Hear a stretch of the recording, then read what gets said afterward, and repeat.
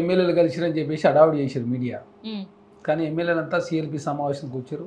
మేము ఒకటి లంచ్కి పోతే అనవసరంగా మీడియా అంతా మేమేదో అసమ్మతి రాగం వినిపించినట్టు క్రియేట్ చేశారని చెప్పేసి చాలా స్పష్టంగా అనిరుద్ధ్ రెడ్డి స్పష్టంగా ప్రకటించిండు.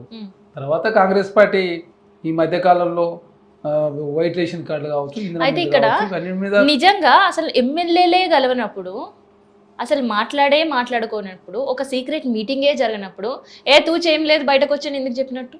ఎందుకు అక్కడ హోటల్లో మేము ఎప్పుడు కలిసి లంచ్ అయ్యేది, లంచ్కి పోతే దాన్ని రాజకీయం చేసినని చెప్పేసి వాళ్ళే చాలా స్పష్టంగా ప్రకటించారు. ఏఐసీసీ కూడా విడిచి మాట్లాడిన పరిస్థితి అట్లా అంటే మీడియాలో వచ్చిన తర్వాత మరి ఏఐసీసీ మాట్లాడారు కదా. మీడియాలో వచ్చిన తర్వాత ఏఐసీసీ మాట్లాడకపోతే ఎట్లయితుంది?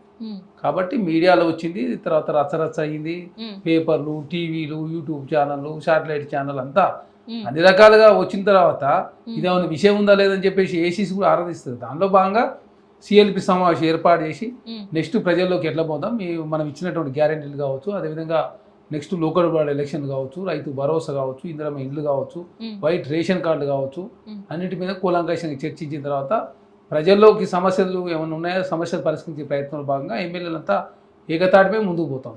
మరి ఎమ్మెల్యేలకు సమస్యలు వస్తే ఎవరికి చెప్పుకోవాలని చెప్పారు ఏఐసీసీలో? ఎమ్మెల్యేలకు సమస్యలు వస్తే ఇన్ఛార్జి మంత్రి ఉంటాడు, వారికి ఇంకా ఇన్ఛార్జి మంత్రి జిల్లా మంత్రి కాకపోతే ముఖ్యమంత్రి కాకపోతే ఏఐసీసీ ఇన్ఛార్జ్ జనరల్ సెక్రటరీ, వారితో కాకపోతే ఖర్గేతో కాకపోతే రాహుల్ గాంధీ గారు అందరూ ఉన్నారు. కాబట్టి ఒక్కొక్క దశలో అన్ని సమస్యల పరిష్కారం కోసం ఓన్లీ ఏఐసీసీ ఇన్ఛార్జి మంత్రులు నియమించింది. కాబట్టి మంత్రి తర్వాత ఇన్ఛార్జి మంత్రి ఇద్దరితో మీరు చెప్పుకోండి, కానీ బయట మాత్రం చెప్పకండి. బయట ఎవరు చెప్పాల్సిన అవసరం ఉంది? అది కాకపోతే పీసీ ప్రెసిడెంట్ గారు ఉన్నారు, డిప్యూటీ సీఎం గారు ఉన్నారు, రకరకాల లేయర్లు ఉన్నాయి కాంగ్రెస్ పార్టీలో. అనవసరంగా రచ్చ చేసుకోవద్దు, అనవసరం మీడియాకి ఎక్కి అనవసరంగా ఇష్యూస్ అన్ని కూడా తప్పుదారి పట్టే ప్రమాదం ఉంది. కాబట్టి బీఆర్ఎస్ పార్టీ ప్రతిదీ రాజకీయం చేస్తుంది, Bharatiya Janata party BRS party. కాబట్టి అట్లాంటి పరిస్థితి లేకుండా చూసుకోండి. కాంగ్రెస్ పార్టీ ప్రజారంజక పాలన అందించే క్రమంలో 170 హామీలు నెరవేర్చడం, ఇవన్నీ కూడా ప్రజలు తీసుకుపోయే అవసరం ఉంది. కాబట్టి అనవసరంగా ఇష్యూలు డైవర్ట్ కాకుండా